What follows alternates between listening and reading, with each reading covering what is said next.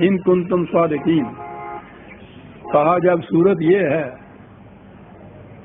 کہ نہ تو تم مذہب کی سطح پہ کوئی اتھارٹی کوڈ کر سکتے ہو، نہ علم کی بارگاہ سے کوئی دلیل لا سکتے ہو، اس کے باوجود یہ ان انسانوں کو اور انسانوں کی یہ ہڈیوں کو اور ان کے پتھروں اور چونے گاز کی قبروں کو اور ان بتوں کو، ان کو صاحب اقتدار اور صاحب اختیار ماننا، اس سے زیادہ اور گمراہ کن بات کیا ہو سکتی ہے؟ وَمَنْ أَضَلُّ مِمَّنْ يَدْعُو مِنْ دُونِ اللَّهِ مَنْ لَا يَسْتَجِيبُ لَهُ إِلَى يَوْمِ الْقِيَامَةِ وَهُمْ عَنْ دُعَائِهِمْ غَافِلُونَ. غور کیجیے عزیزان مان، ساری قوم ہماری مردہ پرستی میں ڈوبی ہوئی ہے. زندہ انسانوں کی طرف ایسا رخ نہیں کرتی جتنا یہ مردہ انسانی ان کو کہا جائے گا، ان مردوں کے.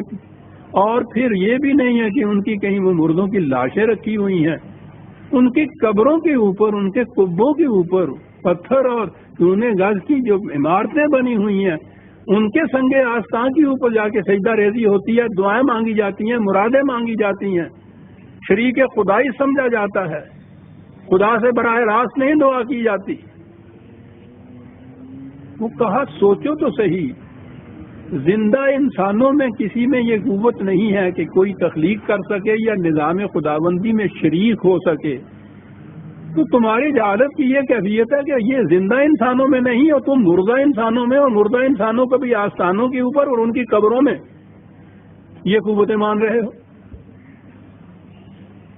ہر قسم کی مراد پوری کریں گے.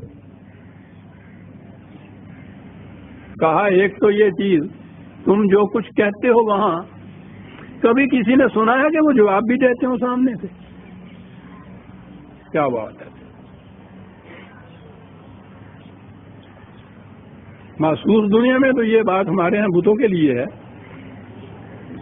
جسے کہتے ہیں مٹی کا ماں تو بن کے بیٹھا ہے، یعنی وہ بت بیٹھا ہوا ہوتا ہے، اس کے سامنے اس کے حضور جو جی میں آیا آپ کہتے چلے جائیے، وہ کچھ نہیں جواب دیتا.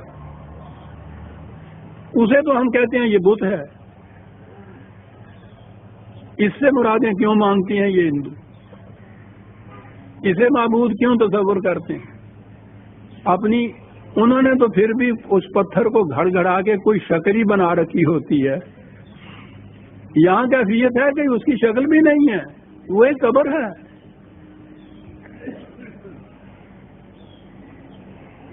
وہاں جا کے ان کو مخاطب کر کے ان سے دعائیں مانگی جاتی ہیں، مرادیں مانگی جاتی ہیں، درخواستیں پیش کی جاتی ہیں، گڑ گڑایا جایا رویا جاتا ہے. تو کہا یہ ساری عمر تم کرتے رہتے ہو، کبھی اس نے کوئی تمہیں جواب بھی دیا سامنے سے؟ تو جواب ہی نہیں جو دے سکتا، وہ تمہاری مراد کیا پوری کر سکے گا؟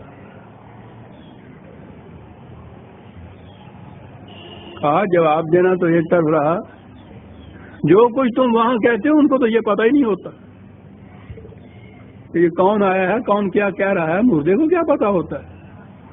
دوسری جگہ قرآن نے کہا ہے عن دعائہم غافلون، یہاں تو یہ کہا ہے کہ جو کچھ وہ وہاں پکارتے ہیں، ان کو جو مانگتے ہیں ان سے، ان کو پتہ ہی نہیں ہوتا کہ یہ کیا کرتے ہیں، کون آیا، مردہ ہے. دوسری جگہ یہ ہے کہ ان کو تو اپنے متعلق بھی یہ پتہ نہیں ہوتا کہ ہم کس حالت کے اندر ہیں، وہ تو مردہ ہیں. جب اٹھائے جائیں گے زندگی ملے گی وہ اور بات ہے. ان کو تو اس کا بھی علم نہیں ہوتا کہ کب اٹھائے جائیں گے. جنہیں اپنے متعلق یہ علم نہیں ہوتا، ان کے متعلق یہ تصور کر لینا کہ وہ ہماری ہر دعا کو سنتے ہیں، ہر مانگ ان تک پہنچتی ہے، پھر ان کو اتنا اقتدار حاصل ہے کہ وہ اس کو پورا بھی کر سکتے ہیں. آپ سوچ لیجئے کہ اس جہالت کا کیا علاج ہے. نہ وحی کی سند اس کے لیے، نہ علم کی بارگاہ سے کوئی دلیل اس کے لیے. بت سامنے سے بولتا نہیں تو اس کے خلاف تو ہم روز ان کو تانے دیتے رہتے ہیں کہ کہاں جاتے ہو، کیا مانگتے ہو.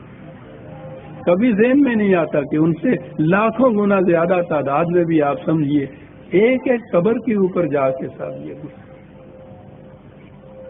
اور قرآن کی دلیلیں دیکھیے کہ کبھی وہاں سے کوئی جواب بھی آیا تمہیں؟ کہ ہاں ٹھیک ہے سن لیا ہم کر دیں گے. وہ تو تمہاری ان دعاؤں سے بھی باخبر نہیں ہوتے، بے خبر ہوتے. زندہ انسان ایک مردہ انسان سے اپنی مرادیں مانگ رہا ہے. اللہ